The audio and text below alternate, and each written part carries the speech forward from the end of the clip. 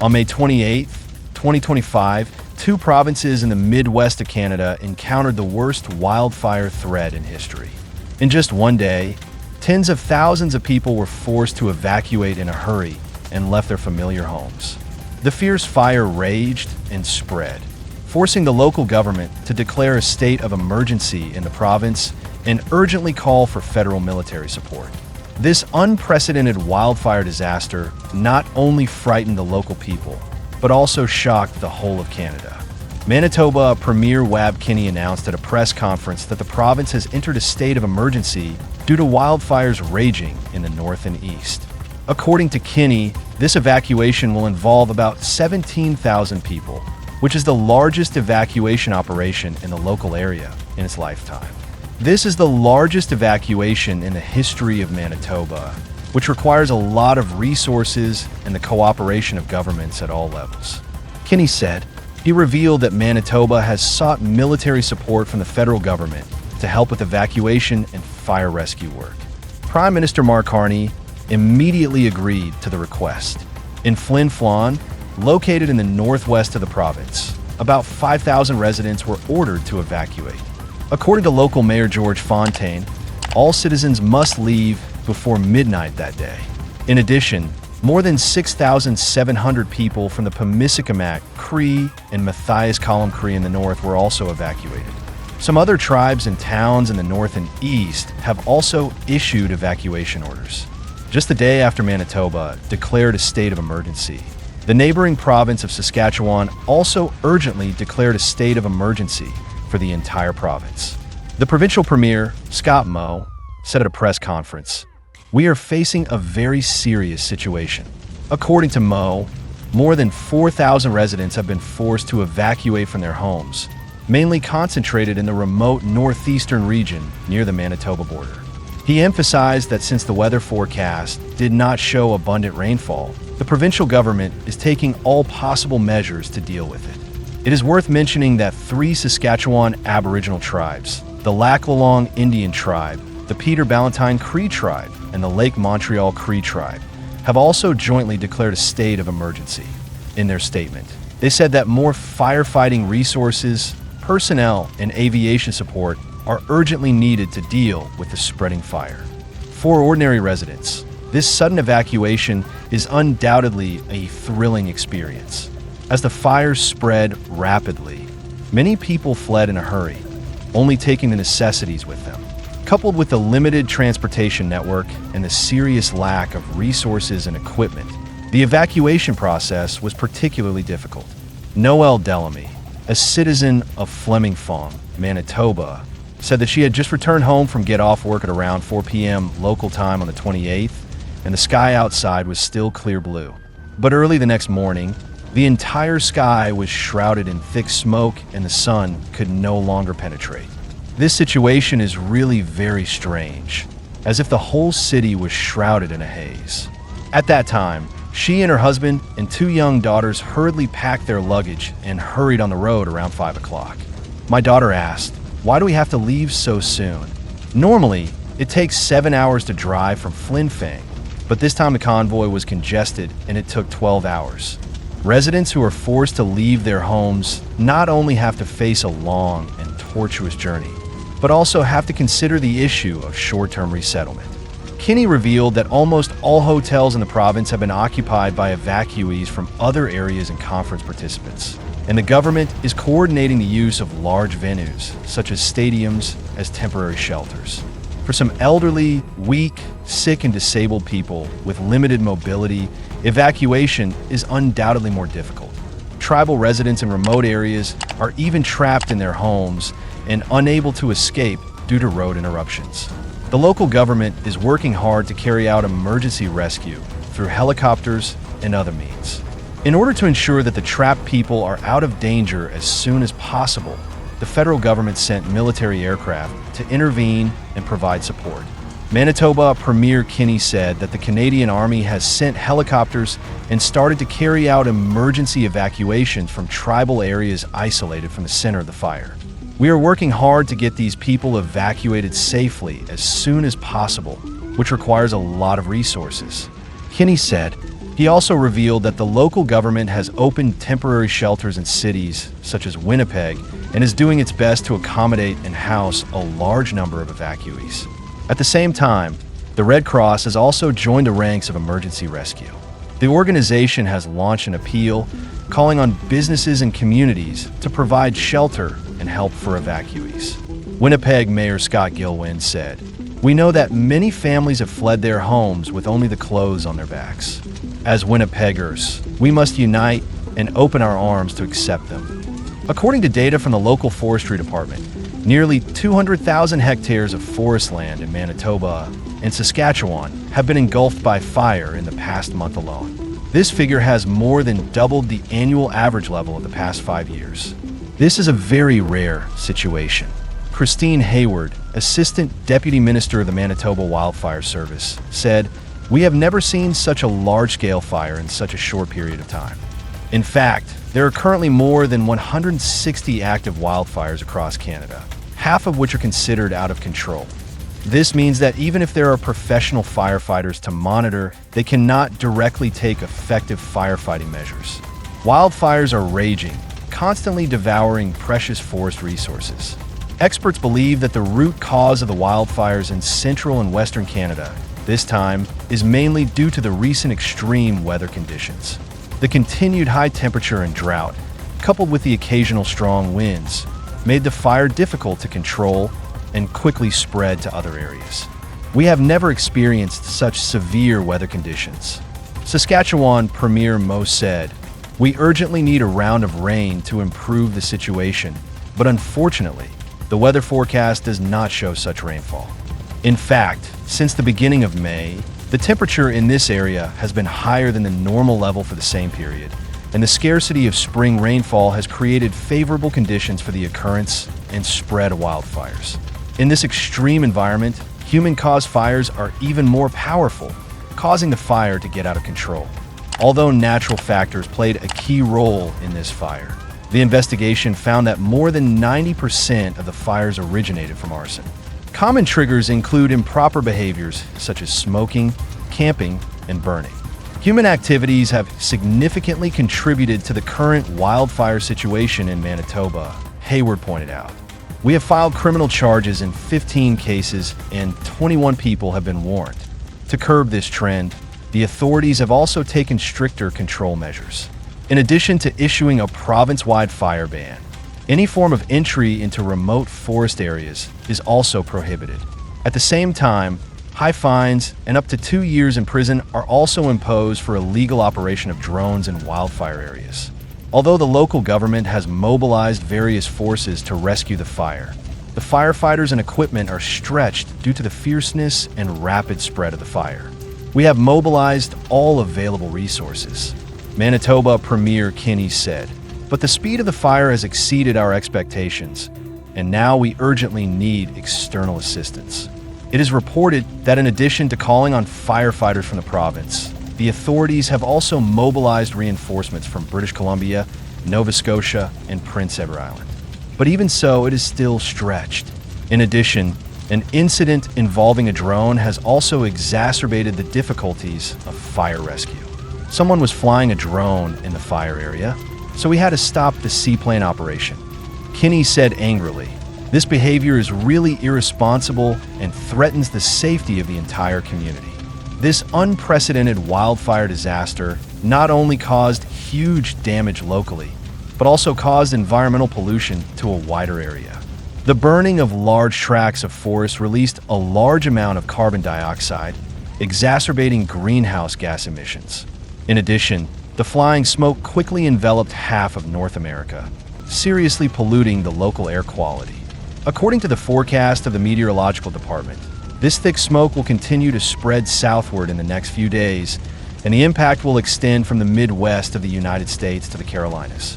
Experts remind residents in the affected areas, especially the elderly, children, and pregnant women, to minimize outdoor activities and protect their health. In addition to the huge casualties and property losses, this wildfire disaster also dealt a heavy blow to the local economic development. The first to bear the brunt is agriculture and animal husbandry.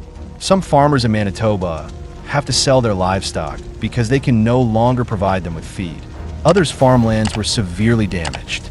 In the mining and energy industries, there were also large-scale shutdowns. Cornus Energy, based in Alberta, was forced to reduce non-essential staff and shut down some production lines at its Foster Creek oil sands facility. Aspenleaf, an oil exploration company in the Southwest, also temporarily shut down its oil fields with a capacity of 4,000 barrels per day. In addition, the local tourism industry has also suffered a heavy blow due to the influx of evacuees and firefighters. For many small and medium-sized enterprises that rely on tourism income to survive, this is undoubtedly a blow to the snow. For many residents who fled their homes, this evacuation was undoubtedly a heartbreaking experience. During the long and tortuous escape, they witnessed the familiar homes being swallowed up, and the whereabouts of their relatives and friends were also anxious. When we left Flin Flon, my children kept asking, "When can we go back?" Delamy said, "But we don't know what we will see when we go back. Our family may no longer exist." In addition, for some elderly, weak, sick, and disabled people with limited mobility, this hasty escape is even worse. They not only have to face the uncertainty of the future, but also worry about their own health. As the fires gradually brought under control, the next step will be a long and arduous reconstruction work. For the tribes and towns that have already suffered heavy losses, this is undoubtedly a double blow. "We face a daunting task," said Kinney, "not only to help individuals resume their lives, but also to rebuild local infrastructure, which requires a lot of money and resources. At the same time, the ecological damage caused by this disaster is also difficult to repair in a short period of time. The disappearance of large tracts of forest will have a long-term impact on local animal habitats and water sources. The accumulation of pollutants is more likely to lead to various unpredictable consequences. It was unexpected that the fire was so fierce. It is chilling to see this peaceful and tranquil land fall prey to the raging fire in an instant. This is a scale and intensity that our generation has never seen," said Manitoba Premier Kinney with great sorrow. "This is an unprecedented crisis. It is true that every time the wildfire season comes, there will always be sporadic wildfires in the central and western parts of Canada. But this year's flood peak crossing disaster is unprecedented. In just 1 month, nearly 200,000 hectares of forest land have been burned, which is 3 times the average level of the past 5 years. The raging degree of the fire is really shocking.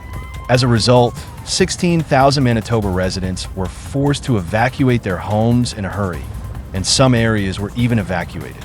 More than 6,700 people from the Pimiciikamak, Cree, and Masiaskoran tribes also had to leave their homes to seek refuge. In the northern border town of Flin Flon, all 5,000 residents of the city were also required to evacuate before midnight. Seeing the fire approaching, residents fled in a panic, and the process was difficult and dangerous. Flin Flon Mayor Fontaine told reporters, "Some residents, like my children, live 1.5 kilometers away from the fire. Firefighters came to tell them to evacuate immediately." But such scenes are not isolated cases. Congested roads can be seen everywhere, and people are desperate to escape from the fire. Some people even have to take borrowed vehicles to get out of danger as soon as possible. The limited local transportation network and resources made this evacuation difficult. A resident named Robert Burrows in Flin Flon. The normal 7-hour drive from his hometown to Winnipeg took 12 hours this time. He said bluntly, "We can see the fire very clearly. The flames are soaring and the smoke is billowing." Indeed, the local sky was dyed blood red, and there was billowing smoke everywhere. What is even more worrying is that the evacuation of special groups such as the elderly, the weak, the sick, and the disabled faces greater challenges. In some tribal areas, roads are interrupted, leaving residents stranded and unable to evacuate. "We are evacuating everyone as quickly as possible," said Goldie Bell, the chief of the Masiaskorans tribe, anxiously. But because of the heavy smoke, only 2 planes can land, and the rest have to take cars to the Norwegian lake. Not only that, the bad weather conditions also brought great danger to the evacuation. Strong winds, hot and dry weather made the fire even more out of control, and the thick smoke obscured the sky, resulting in extremely low visibility, making the already difficult evacuation even worse. Fortunately, at this critical moment, the Canadian military rushed to help in time and carried out an emergency air evacuation operation. We have received support from the military, and they're sending military cargo planes to transfer residents who are still stranded in their homes as soon as possible, said the chief of the Macias-Correns tribe. At the same time, temporary shelters have been opened in various places, and organizations such as the Red Cross have also provided emergency rescue. However, these emergency measures are still far from enough. When arranging the emergency evacuation, Kinney said anxiously, "This is a large-scale evacuation that our generation has never seen. It requires the mobilization of a lot of resources and the cooperation of governments at all levels." While Manitoba was busy dealing with this horrific disaster, the neighboring Saskatchewan was also hit by the spread of fire. More than 4,000 local residents were forced to evacuate their homes, and the number is still rising. When Saskatchewan Premier Mo urgently announced that the province had entered a state of emergency, he said with concern, "We urgently need timely rainfall, but the weather forecast is not so.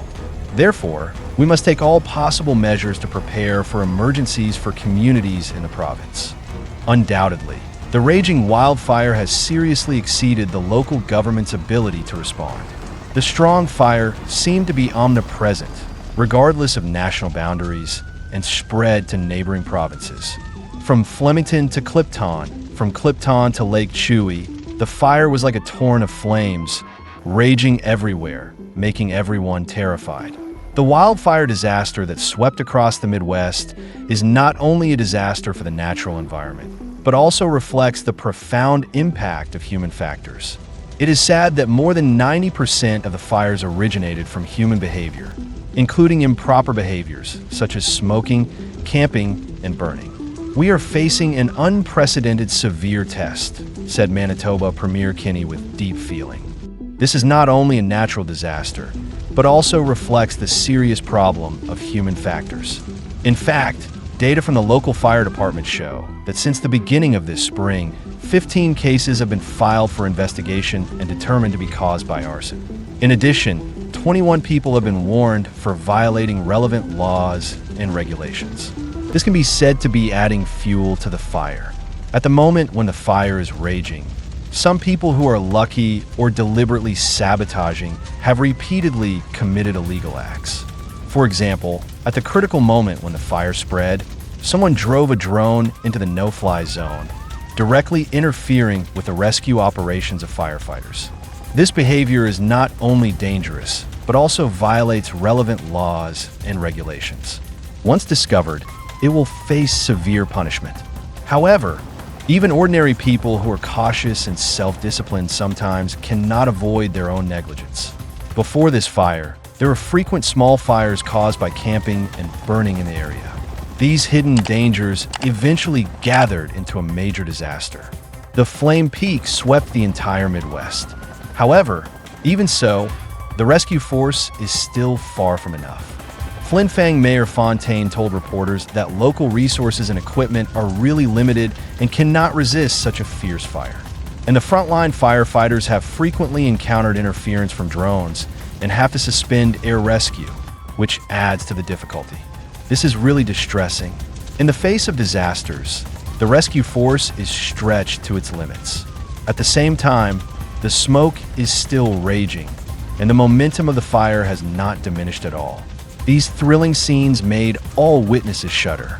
In fact, this flame peak of the wildfire has not only brought great damage to the local area, but also caused serious pollution problems. According to statistics, in the past month alone, nearly 200,000 hectares of forest land have been burned, equivalent to the area of the entire state of Delaware. And these burned trees release a lot of carbon dioxide, aggravating environmental pollution. What's more terrifying is that the flying smoke has spread to half of North America. For a moment, This beautiful blue sky and white clouds were shrouded in a gloomy smoke. Not only that, these toxic and harmful smoke and dust also seriously endanger the health of local residents and even surrounding states and provinces. This is a real environmental disaster. Local environmental experts said worriedly, the ecological environment of the entire region will be affected for a long time. The interweaving of natural disasters and man-made disasters has made this wildfire disaster more and more severe. There are both irresistible natural factors and the intensification of human negligence and deliberate destruction. In such a severe situation, the serious shortage of rescue forces has made the situation worse. This wildfire disaster that swept across the Midwest of Canada not only caused huge ecological and environmental losses, but also brought a heavy blow to the local economy. Agriculture, animal husbandry, mining, oil, and even tourism industries have not been spared and suffered heavy losses.